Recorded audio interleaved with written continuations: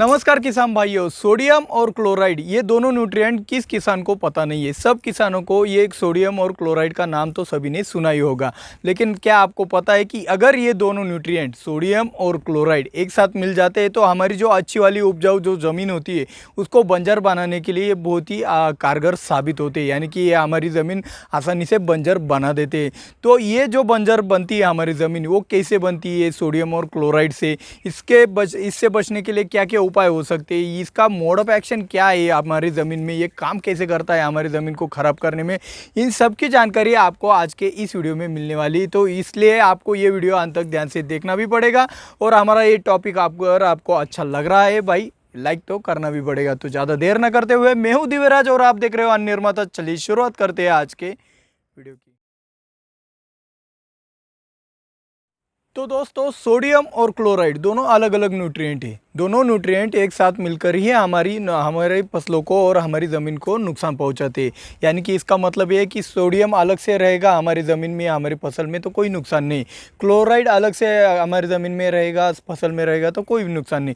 लेकिन इन दोनों का जब संयोग हो जाता है, यानी कि ये दोनों एक साथ मिल जाते हैं, तो इनसे क्या बनता है? सोडियम क्लोराइड, जिसे हम हमारी साइंस की भाषा में सोडियम क्लोराइड कहते हैं। तो उसका अर्थ नमक निकल के आता है, यानी कि सोडियम क्लोराइड यानी कि नमक होता है। आपका सोडियम और क्लोराइड एक साथ मिलने के ऊपर आपका नमक तैयार होता है। तो ये नमक हमारी फसल के लिए और हमारी ज़मीन के लिए बहुत ही हानिकारक होता है। तो आपका ये सोडियम कहाँ पे मिलता है? तो देखो भाई, जब हमारा सूखा पड़ता है हमारे एरिया में, तो एरिया में सूखा पड़ने पर हमारे ड्रिपर के पास जो भी एक सफ़ेद वाली रिंग आती है, ज़्यादातर आपको गर्मियों के दिनों में भी दिखेगा कि आपके ड्रिपर के अगल बगल में ऐसी गोल रिंग आती है सफ़ेद रंग की। तो वो होता है आपका हल्का क्षार यानी कि सोडियम, और जो आपका क्लोराइड होता है वो आपके पानी में फुट फुट के भरा होता है। तो वो क्लोराइड और ये सोडियम दोनों एक साथ मिलने पर आपका नमक यानी कि सोडियम क्लोराइड तैयार होता है।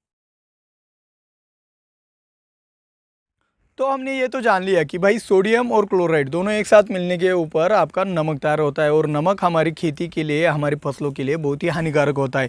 इसका विश्लेषण मैंने नमक की खेती इस वाले वीडियो में किया है। आप वो ज़्यादा जानकारी जानना चाहते हो तो ऊपर आई बटन में मैं लिंक दे रहा हूँ, आप बाद में भी वो वीडियो देख सकते हैं। तो उस वीडियो के नीचे एक बहुत ही मज़ेदार और अच्छी वाली कमेंट आई कि भाई एक सब्सक्राइबर ने पूछा मेरे को कि भाई आप कहते हो कि नमक की खेती बहुत हानिकारक है, तो समुंदर में ज़्यादा नमक होता है, तो समुंदर में जो आप देखो कितनी सजीव सृष्टि है, वहाँ पे फिश भी ज़्यादा है, मछलियाँ ज़्यादा है, अब उनमें वो समुंदर के अंदर अलग अलग तरह की वनस्पतियाँ भी ज़्यादा है। समुंदर तो बहुत अच्छा है और उसमें जो सजीव सृष्टि वो ज़्यादा है। तो आप कैसे कह सकते हो कि भाई नमक आपके खेती के लिए या आपके फसलों के लिए हानिकारक है? तो भाई इसका जवाब यह है कि भाई आप भूमध्य समुद्र का उदाहरण ले लो। भूमध्य समुद्र में उसे आप डेड सी भी कहते हैं। डेड सी क्यों कहते हैं? आप लोगों में से जो जानकार है, जिनका जीके अच्छा है, उनको पता ही होगा कि भूमध्य समुद्र में आपने अगर छलांग लगाई तो आप उसके अंदर डूब नहीं सकते, वहाँ पे आप तैर जाते हो। तैर क्यों जाते हो? उसकी डेंसिटी ज़्यादा बढ़ गई। डेंसिटी बढ़ गई यानी कि क्या? पानी हो गया कम और नमक हो गया ज़्यादा। इसके कारण क्या होता है? वहाँ पे आप डूब नहीं सकते उस पानी में। मेरे कहने का तात्पर्य ये था कि एक रेशो होता है पानी और नमक का, अगर वो हद से ज़्यादा अगर बढ़ जाता है आपके समुंदर में, तो आपके उस समुंदर के अंदर कोई भी सजीव जीवित नहीं रह सकता। जो डिस्कवरी चैनल वगैरह देखते हैं उनको ये पता होगा कि भाई डेड सी यानी कि भूमध्य समुद्र के अंदर कोई भी सजीव जीवित नहीं है। ये साइंटिस्ट का भी मानना है। आप जीके भी सर्च भी कर सकते हो और आपको पता भी चलेगा कि भूमध्य समुद्र जो डेड सी है उसमें कोई भी सजीव जीवित नहीं रह सकता है, क्योंकि उसमें सबसे ज़्यादा नमक होता है। तो आप कहोगे कि भाई हमारा जो हिंद महासागर है, अरबी समुद्र है, तो उसमें कैसे जीवित रहते? तो भाई उसमें नमक का प्रमाण डेड सी के तुलना में बहुत ही कम है। और रही बात सजीव सृष्टि की, भाई देखो आपका जो सीवीड है वो ज़्यादा इस्तेमाल क्यों किया जाता है? उसका ज़्यादा इस्तेमाल इसलिए किया जाता है कि भाई देखो समुंदर की गहराई 3, 4, 5, 6 किलोमीटर तक होती है। इतनी गहराई में आपका जो सनलाइट है वो नीचे तक अच्छी तरीके से पहुंच नहीं पाता है, और वहाँ के प्लांट ने एक ऐसा म्यूटेशन यानी कि ऐसी एक टेंडेंसी हासिल की होती है कि वो कम सनलाइट में भी आपका फोटोसिंथेसिस कर आपका जो फसल में जो अन्न तैयार होता है वो तैयार करने की एक कैपेबिलिटी यानी कि एक कैपेसिटी उसमें बन जाती है। तो उसी कैपेसिटी, वही हार्मोन पाने के लिए हम सीवीड का इस्तेमाल हमारी फसलों में करते हैं और हमें बहुत ही अच्छा उसका रिजल्ट मिलता है। तो भाई नमक की खेती हर एक आप देखो भाई, जो आपका मीठे पानी में जो शैवाल आता है वो आपके खारे पानी में नहीं आ सकता, क्योंकि उसकी एक टेंडेंसी अलग है, इसकी अलग है। तो ये बात आप समझ लीजिएगा कि भाई ज़्यादा नमक हमारे खेती के लिए हानिकारक है। तो नमक से कैसे नुकसान होता है ये अब हम जानते हैं। तो भाई देखो, आपका सोडियम ऊपर आ गया, आपका सूखा पड़ने पर सोडियम ऊपर आने के बाद आप जब पानी छिड़काव करते हो स्प्रेइंग में से, या फिर आपका कोई भी डायरेक्टली इनडायरेक्टली पानी और पानी में से क्लोराइड जाता है, तो ये सोडियम और क्लोराइड एक साथ मिलने के ऊपर आपके फसल में अगर एक साथ मिल जाते हैं तो वहाँ पे नमक तैयार होता है। और वहाँ पे नमक तैयार होने से वो क्या होता है कि वहाँ पे कोई भी क्लोरोफिल या सेल वॉल जीवित नहीं रह सकती। तो वहाँ पे क्या होता है। तो इसकी इमेज भी आप अभी देख सकते हो, वहाँ पे सफ़ेद सफ़ेद रंग के पत्तियाँ जली होती है और सफ़ेद रंग के नमक के जैसे आपको स्पॉट दिखाई देंगे। तो इसे ही हम क्लोराइड। तो ये होता है आपके फसल में नमक से नुकसान, यानी कि सोडियम क्लोराइड से होने वाला नुकसान। ये तो जान लिया हमने सोडियम और क्लोराइड एक साथ मिलने पर जो नमक तैयार होता है उसका नुकसान। अब इन सब दिक्कतों से बचे कैसे भाई, ये तो बहुत ही अहम सवाल है। तो भाई देखो, सोडियम और क्लोराइड दोनों अलग अलग होते हैं तो हमारा कोई भी नुकसान नहीं पहुंचाते, लेकिन ये दोनों जब एक साथ मिल जाते हैं तब हमारा ये बहुत ही नुकसान पहुंचा सकते हैं। तो हमें क्या करना है, सीधी बात है, इन दोनों को अलग अलग रखें। तो इन दोनों को अलग अलग रखने के लिए आपको एक बात बताता हूँ, फिर हम उसमें आपको गहरे में लेके जाएंगे। तो पहली बात यह है कि देखो भाई, अगर आपका सोडियम ऊपर आ गया, वो सोडियम आपके जड़ों में से पत्तियों तक आ गया और आपने स्प्रेइंग में से आपका पानी गया और उस पानी में थोड़ा क्लोराइड है, तो वो क्लोराइड और वो आपका सोडियम दोनों एक साथ मिलने के ऊपर वो पत्तियों में आपका नमक तैयार हो जाता है। और वो नमक तैयार होने पर आप देखो ऐसा आता है, आप यहाँ पे इमेज भी देख रहे हो, उसमें पत्तियां जल जाती है और आपके सफ़ेद सफ़ेद रंग के आपको डॉट दिखाई देती है। ये नमक ही तैयार हुआ होता है। तो ये आपका हो गया आपका क्लोराइड टॉक्सिसिटी कहते हैं हम इसको। तो ये क्लोराइड टॉक्सिसिटी आपने देख ली, तो ये होता है आपका नुकसान। तो अभी हमारा ये जवाब था कि इन दोनों को अलग कैसे रखें। तो इन दोनों को अलग रखने के लिए आप यहाँ पे एक काम कर सकते हो कि जो आपके ड्रिपर के अगल बगल में जो सफ़ेद वाली रिंग आती है वो क्यों आती है, जब ज़्यादा सूखा पड़ता है तब। जब ज़्यादा बारिश आती है तो ये सोडियम हल्का होने के कारण ज़मीन के गहराई में और भी ज़्यादा जाता है। जितनी ज़्यादा बारिश होती है ये उतना गहराई में जाता ही रहता है। अगर बारिश कम होती है तो ये ऊपर आता है, पहली बात। तो आपको क्या करना है, आपके फसल में ज़्यादा से ज़्यादा पानी आपको बीच बीच में वाटर मैनेजमेंट अच्छा रखना है, पहली बात।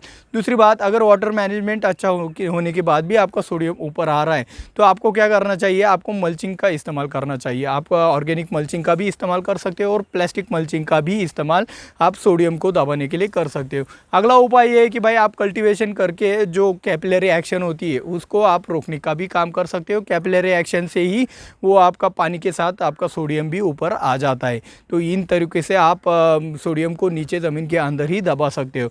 और रही बात क्लोराइड की, तो भाई पानी में से क्लोराइड कोई नहीं निकल सकता, वो तो इम्पॉसिबल है, उसे कोई नहीं निकल सकता। और भी हम आपको उपाय अच्छी तरीके से बताने वाले हैं, लेकिन वो खास बात में बताने वाले हैं।